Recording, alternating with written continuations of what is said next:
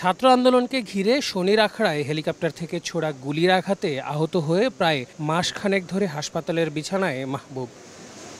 ঢাকা মেডিকেলের ১০১ নম্বর ওয়ার্ডে তার মতো এখনও ভর্তি আছেন ৩৪ জন। প্রত্যেকেই কোনো না কোনোভাবে হয়েছেন গুলিবিদ্ধ।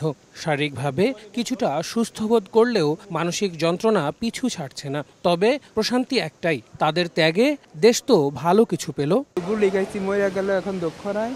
দেশের স্বৈরাচার পতন হয়েছে, দেশের মানুষ এখন শান্তিতে আছে। পিছন থেকে রিভলভারের গুলি এসে মানে এখানে লাগে, এখানটা লেগে এখানটা ঢুকে পিছনটা বের হয়ে যায়।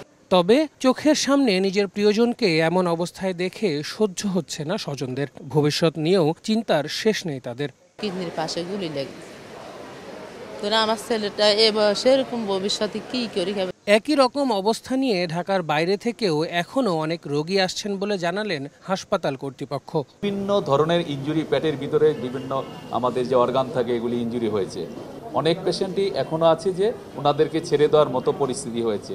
আর কিছু কিছু রোগী আছে ওনাদেরকে আবার স্টেপ বাই স্টেপ অন্যান্য ধাপেও যেতে হবে।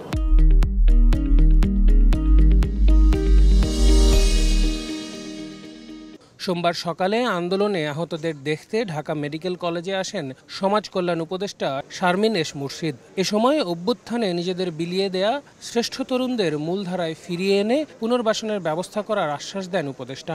বলেন, ৭১ যেমন আমরা ভুলিনি, ২৪ও কেউ ভুলবে না। আমাদের বাচ্চারা যারা এই যুদ্ধ করলো, তাদের প্রতিষ্ঠা, তাদের পুনর্বাসন, তাদের সুস্বাস্থ্য আমাদের প্রধান দায়িত্ব। সমাজ কল্যাণ মন্ত্রণালয়ের আওতায় যত প্রকল্প আছে, যত প্রোগ্রাম আছে, সেগুলোকে আমরা এই বাচ্চাদের উপরে ফোকাস করে আমরা এখন সাজাতে যাচ্ছি। এ সময় আন্দোলনকারীদের স্মরণে রাখার জন্য যা করার সবকিছু করা হবে বলেও জানান সমাজ কল্যাণ উপদেষ্টা। আমার আসার কারণে আল আমিন তুষার, সময় সংবাদ, ঢাকা।